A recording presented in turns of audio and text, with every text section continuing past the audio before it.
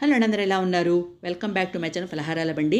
వీడియోలోకి వెళ్ళే ముందు ఒక చిన్న రిక్వెస్ట్ అండి. ఎవరైనా నా ఛానల్ని కొత్తగా చూస్తున్నట్టయితే తప్పకుండా సబ్స్క్రైబ్ చేసుకోండి. నచ్చితే లైక్ చేయండి, మీ ఫ్రెండ్స్కి షేర్ చేయండి. మరిన్ని మంచి మంచి వీడియోస్ చేస్తాను. ఈరోజు రెసిపీ వచ్చేసి కేజీ బియ్యంతో చింతపండు పులిహోర. కరెక్ట్ కొలతలతో ఏ విధంగా తయారు చేసుకోవాలో ఈ విధంగా చూపిస్తున్నాను. మనం ఏదైనా చిన్న ఫంక్షన్ జరిగిన ఇంట్లో గుళ్ళలో పంచాల్సి వచ్చినా దీన్ని బట్టి మీరు చేసుకుంటూ ఉండండి. నేనైతే 1 కేజీతో చూపిస్తున్నాను కదా. 200 గ్రామ్స్ చింతపండు ఒక బౌల్లో వేసి వేడినీళ్ళు పోసి మూత పెట్టేసి ఒక అరగంట సేపు నాననివ్వాలి.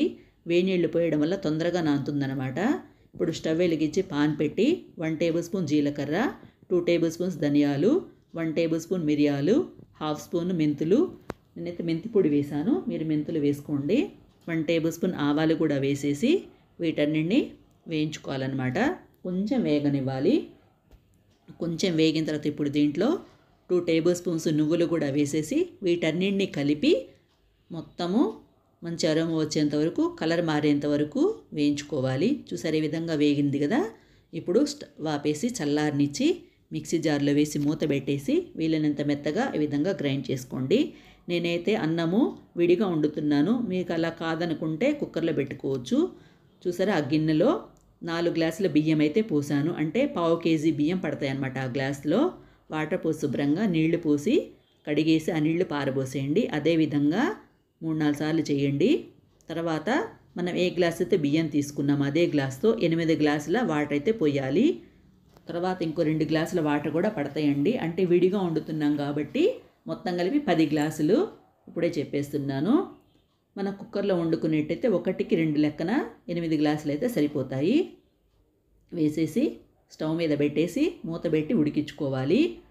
చింతపండు చూసారా, ఒకసారి ఈ విధంగా మిక్స్ చేసేసుకొని మనం ఈ విధంగా పిసకాలంటే చాలా టైం పడుతుంది, చాలా కష్టం అవుతుంది. అందుకని అడుగున ఒక గిన్నె పెట్టి, చిల్లుల గిన్నె పెట్టి దాంట్లో ఇది వేసి ఈ విధంగా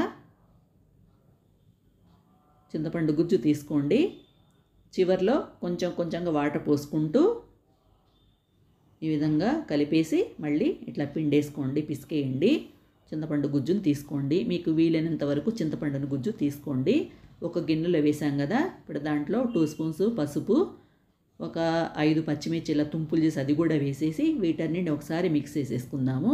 దీన్ని పక్కన పెట్టేసి ఇప్పుడు స్టవ్ వెలిగించి బాణలు పెట్టి నూనె అయితే వేసాను 1 టేబుల్ స్పూను. అన్నం ఎంతవరకు వచ్చిందో చూద్దాం. ఇంకా ఉడకలేదు కదా, మూత పెట్టేసి ఉడికించుకుందాము. మధ్య మధ్యలో పెట్టుకుని ఉండండి. నూనె కాగింది కదా, ఇప్పుడు దీంట్లో మనం ఇందాక పసుపు పచ్చిమిర్చి వేసి కలుపుకున్నాం కదా చింతపండు గుజ్జు, అదంతా వేసేసి ఉడకనిస్తూ ఉందాము. చూసారా, అన్నం ఉడికిపోయింది కదా. విడిగా అయితే ఒక 10 నిమిషాలు అయిపోతుందండి.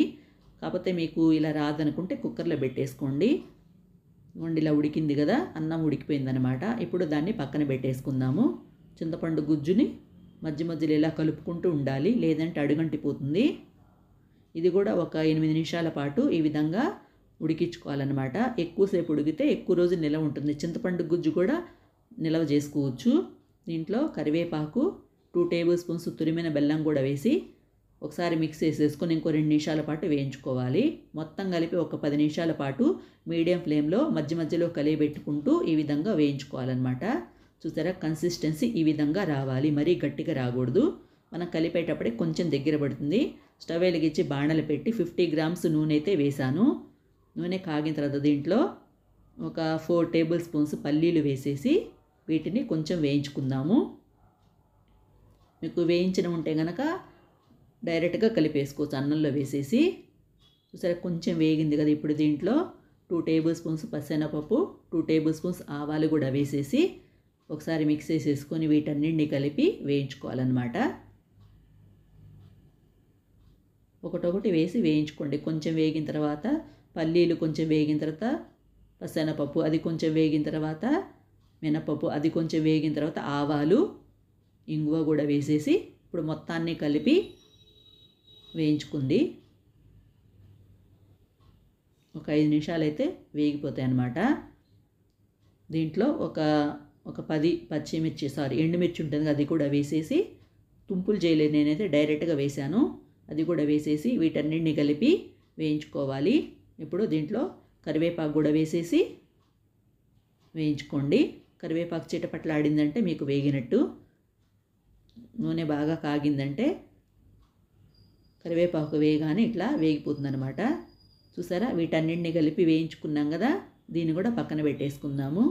ఇప్పుడు అన్నం ఉంది కదా, నేనైతే ఇట్లా 2 ఉంటాయి కదా ఇట్లాంటి గిన్నెలు, వాటిల్లో కలిపేస్తున్నాను అనమాట. మీకు అలా కాదనుకుంటే మీ దగ్గర పెద్ద గిన్నె ఏదైనా ఉంటే ఒకేసారి కలిపేసుకోవచ్చు, ఇంకా ఈజీ అవుతుంది. దాంట్లో ఇట్లా విడివిడిగా చేసి దాంట్లో కొంచెం నూనె అయితే వేసాను. నూనె వేయడం వల్ల పొడి పొడిగా అవుతుందన్నమాట. చూసారు, ఇప్పుడు చింతపండు గుజ్జు చల్లారింది కదా, దీంట్లో సాల్ట్ వేసాను 2 టేబుల్ స్పూన్స్.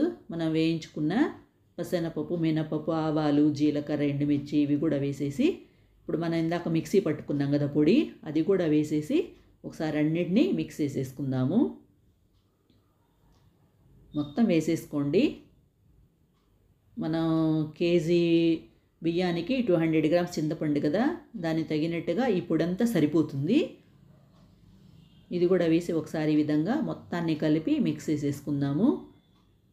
చూసారా, ఈ చింతపండు గుజ్జు ఇదంతా ఉంది కదా, మీకు కేజీ చింతపండు పులిహోర అట్లా కాకుండా కొంచెం కొంచెం అనుకుంటే మీరు స్టోర్ చేసుకోవచ్చు. దాన్ని కూడా 200 గ్రామ్స్ అయితే కరెక్ట్గా సరిపోతుందండి.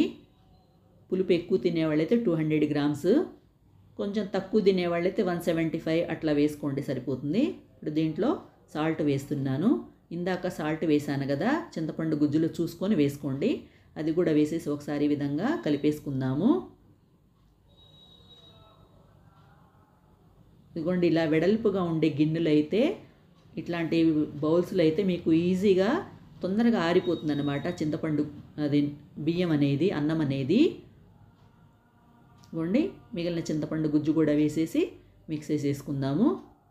తర్వాత అంతా కలిపి ఒకసారి మిక్స్ చేసేసుకుంటే సరిపోతుందన్నమాట.